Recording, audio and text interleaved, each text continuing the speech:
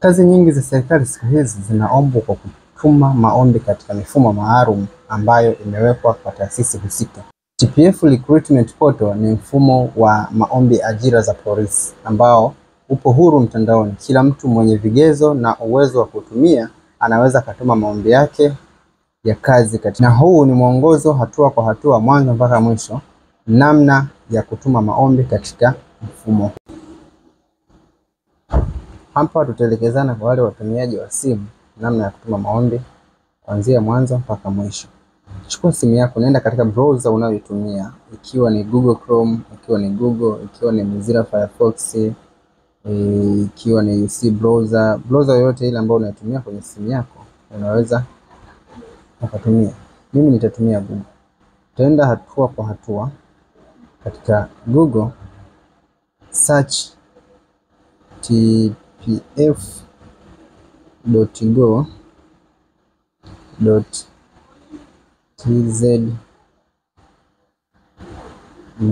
tpf.go.tz/sign up then bonyeza search.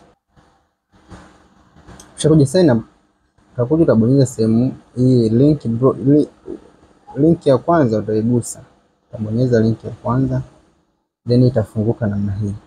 Sehemu hii utajaza namba yako ya NIDA kwa ajili ya kuchota taarifa kutoka NIDA na kuzileta katika mfumo wa polisi ili kuendelea na hatua nyingine ya kufungua akaunti. Hapa nitajaza namba ya NIDA. 25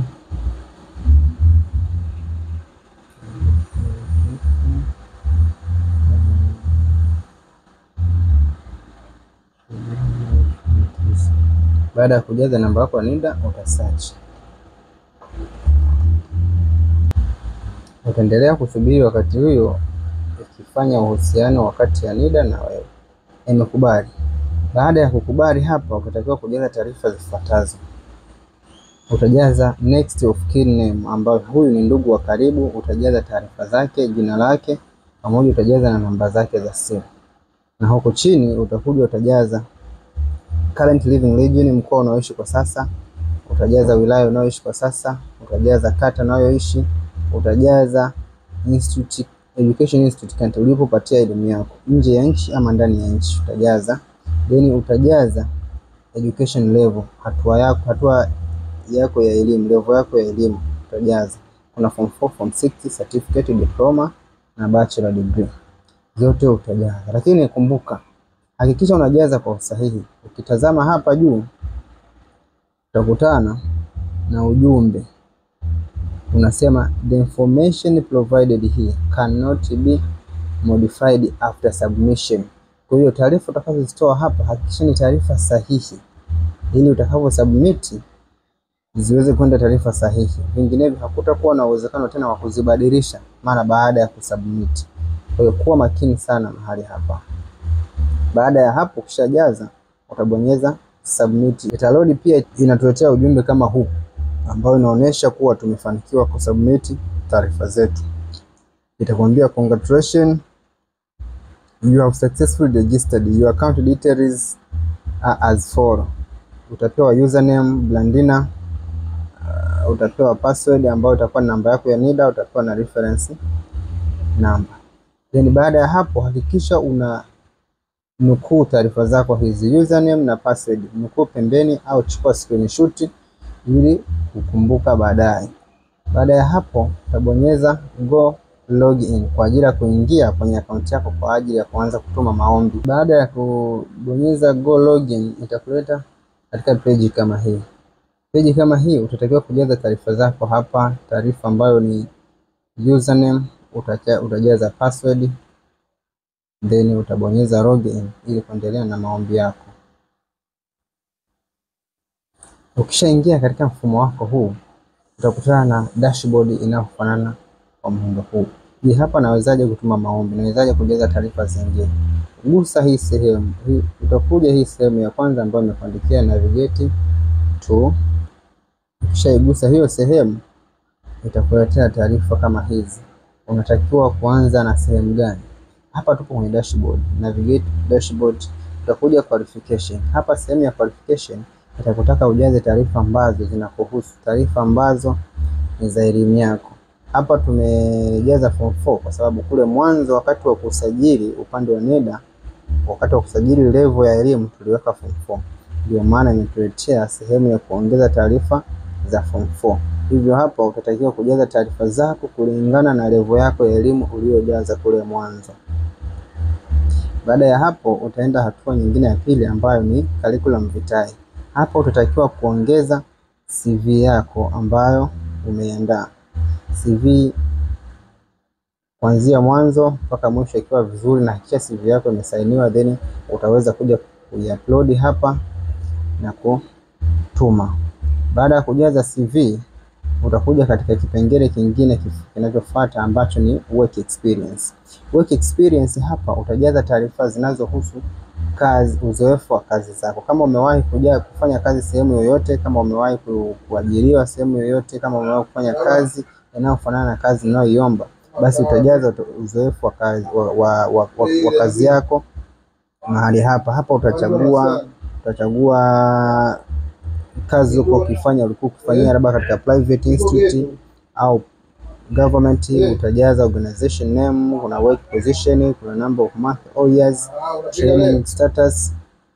Utajaza experience details, utajaza kwa kadri ya kile ulichokifanya katika uzoefu wako. Baada ya work experience utakuja application letter. Utajaza barua ya maombi ya kazi, ambao maombi hao ya kazi, barua hiyo inatakiwa kuandikwa kwa mkono na sio kwa kutype. Andika barua kwa mkono, then utakuja hapo utachagua utachagua sehemu ambayo unataka kwenda kufanyia interview, mkoa utakaofanyia usaili. Utachagua mkoa, kama ni Kigoma, kama ni Iringa, kama ni Katavi, utachagua mkoa wako ambao ni karibu. Hapa inapendekezwa kuchagua mkoa wa karibu kwa ajili ya kusave gharama za kukupeleka na kukurudisha. Baada ya hapo utabonyeza upload application letter. Hapa ni kwa ajili ya kujaza barua yako hiyo uliyoandika kwa mkono. Andika barua kwenye karatasi nzuri, piga picha, convert kwenda PDF, then njoo upload hapa. Hakikisha PDF unayojaza hapa, barua yako unayojaza hapa, isiwe na ukubwa unaozidi MB 0.5. Iwe na MB 0.5 kushuka kwenye KB. Ikiwa kubwa zaidi ya hapo haitakubali kujazwa hapa. Baada ya hapo utakuja find job. Find job, kazi zitakazoainishwa hapa ni kazi ambazo zitakuwa zina taarifa zako kulingana na elimu uliyojaza, ndio kazi utakayoweza kuomba. Utachagua kazi ambayo inakufaa na elimu yako, then utabonyeza apply now. Kisha apply now, kazi itakuwa imeapply na utakuja kwenye job applied.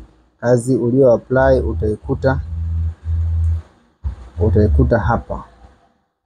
utaikuta hapa chini, na hapo utakuwa umemaliza kutuma maombi yako. Ukirudi kwenye dashboard utakuta hapa asilimia zimeongezeka, lakini completion letter utakuta asilimia imeongezeka, kuna current stage utakuta zimeongezeka. Ukija kwenye application status hapa, registration status inaonyesha taarifa zako za usajili kuwa sehemu ya usajili umekamilisha. Ukijaza CV itakuonyesha CV status kuwa imekamilika, itakuandikia completed. Ukijaza application letter na yenyewe itakwambia completed.